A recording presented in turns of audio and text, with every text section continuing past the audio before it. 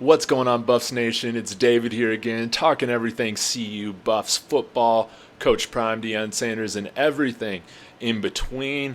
Today we're going to focus more on a little bit of an update, I guess I would say, with the Pac-12 media rights and potential conference expansion. You know, San Diego State and SMU continue to look like ads, but it looks like there is a potential for them to extend past that and add 4 teams, become the Pac-14 maybe. But of course, before I get started, would appreciate smash that like, hit a comment, let me know what you think about all this. Would really appreciate a subscription if you enjoy what I'm doing here. So let's go ahead and dive in. I want to talk about some updates with the Pac-12 media deal. John Canzano, Pac-12 reporter based out of Oregon, dropped a very insightful article yesterday that I want to talk a little bit about, but I want to say kind of locally, I've been a little bit frustrated with some of the other coverage around CU and conference realignment, because it seems like a lot of the big noise and a lot of the people seem to only be taking articles and sources from people associated with the Big 12 on this. Now, I'm not discounting all of their information, but I'm just very skeptical that the truth is coming from fans of the Big 12, if that makes sense. I'm not saying that there's nothing to criticize the Pac-12 over with where we're at right now in terms of a conference. I agree with a lot of those criticisms. However, the impending Pac-12 doom and gloom doesn't really seem to be reported within people who cover the conference as their full-time living, compared to you have YouTube shows here associated with the Big 12 that are reporting certain things. And so what I want to do in this video is just provide a little bit different of a perspective and angle than what I think is being put out here on YouTube, and even maybe a little bit deeper understanding for CU, again, coming from the perspective of an alum that lives here locally, what my thoughts are on all of this. Now, John Canzano, again, put out a very interesting article, and I want to point out, or he put together a very interesting article, and I want to point out just some tidbits from this. I'll link it here in the description, but if the Pac-12's potential media partners don't view expansion candidates as adding monetary value, the conference will stay at 10 members. I think that makes sense. I think that's why SMU and Dallas, as well as San Diego State, are going to be added into the conference because of their media markets and where they're at. Now, you can criticize, is SMU going to be cared for when you have the rest of these Big 12 schools in Dallas? I might be in the minority when I think that they definitely can create a sizable market for themselves given some time. A lot of Big 12 fans don't agree with that, and that's okay. But that's just my opinion, and I think when you have these TV companies, streaming companies looking at this, they look at San Diego State and SMU as market ads. Again, San Diego State's been in regular contact. The other thing that said that was very interesting was, of course, this media deal has been prolonged. I think there are some reasons to that. Again, I think the conference as a whole is wanting to exhaust every option possible so that they can guarantee themselves the best deal possible. And I think this is being overlooked, but I think something like Coach Prime coming to Colorado, where now you're going to have eyeballs on this program where there haven't been eyes on this program in 15 years, it's something that brings value to the conference, and you're going to have to negotiate from a different standpoint now that he's here. So I think the other thing that they're talking about too is, like, since Amazon and Apple are newish, I guess, to the sports streaming market, that these deals just take time, and I think that's reasonable. Now, do I hope that this happens before March Madness? Of course. One of the other things that they hit on was that they've looked at Colorado State as a possible addition.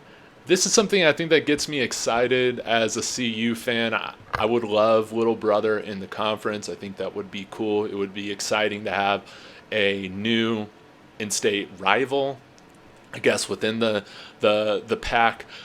They did build a new stadium recently. I think it's called Canvas Stadium or Canvas Field. Seats a little over 40,000. It's brand new, similar to, I believe it's called Snapdragon Field, where San Diego State plays now. That's a new stadium for them as well. And I think that would be really exciting. I'm not really sure how much that adds in terms of market value to the mountain region. I do know that a lot of people go to CSU within the region, obviously. So that would be cool. But I think if the Pac-12 is going to go ahead and look at a program like Colorado State, Fresno State and Boise State need to be on the radar. Now, I know the conference isn't that gung-ho about Boise State's academics, which I can understand. I think, but they're a big player when it comes to football, and people do watch their program, whether they're in Boise or not. Colorado State, of course, has kind of been on a down a few years, but they did hire Jay Norvell a couple years ago, and they pulled in the number 2 recruiting class in the Mountain West this year. He's a darn good coach. I believe he came from Nevada. So I think their program is on the upswing. Again, Fresno State, they've had 2 straight 10-win seasons. Again, when you're looking at this from a football perspective, that would be an exciting add, and it would help the conference as a whole kind of keep California Pac-12 outside of the LA schools being a part of the Big 10, which I think is a big deal. And of course, and I agree, schools like Boise State or Fresno State might be better fits holistically for the Big 12. However, want to look at this from a different angle. Some of this has to be maybe potentially playing keep away from other conferences. And so I would love to see Fresno State in the conference if they go to 14. I think that would be great. Again, Fresno State has been a program that has given Colorado some trouble historically in some big seasons. Hit me up in the comments if you want to know more about that. But that would be interesting. Now, there's been a report, too, in this article that there's a 4th mystery team. I do wonder, too, if Tulane's at play. I mean, old SEC school way back in the day, New Orleans market. It's a little far out there, though, in terms of travel. I mean, I guess they could be considered travel partners with SMU. And maybe just travel isn't that big of a deal anymore, even though I think that it's a huge deal for sports outside of football for colleges. But Cincinnati, UCF, West Virginia, I mean, they're all part of the Big 12 now, which is quite far away from, where they're based. So I guess that's just where we're going. But overall, I think the last thing that I did want to say was that I do, it was part of this article, was that, let me find the quote here. Here it is. Several Pac-12 sources say they're confident the conference will match or beat the Big 12's announced $31.6 million annual media rights distribution figure on Friday. One well-placed conference source called being in the vicinity of that number a layup. And that's kind of what I've been saying all along. There's been rumors of, this media deal being anything in the lower 20s to 40, 50 million, last year, which didn't really seem reasonable to begin with or realistic. But I mean, I've been saying it this whole time. I think, honestly, the Pac-12 deal probably falls similarly to where the Big 12 is. And honestly, it's not too far away from where the ACC is. And so I know that it's more exciting, talking about the potential collapse of a conference. But I think when you look at what the sources that cover the conference as their full-time job, what they are saying, or these reporters are saying that have the best sources, is that hasn't been the case. But again, we'll just wait to see what happens. The fact that this deal is taking so long to do could be bad news. It could be good news. It all depends on what angle you're trying to speculate from. And lastly, I just want to kind of hit on this too. I think that there's been a lot of, and you can get this way when you feel like you're being squeezed out. Again, the PAC, the Big 12, the ACC, you can get this way when it's clear the Big 10 and SEC have kind of taken your big schools.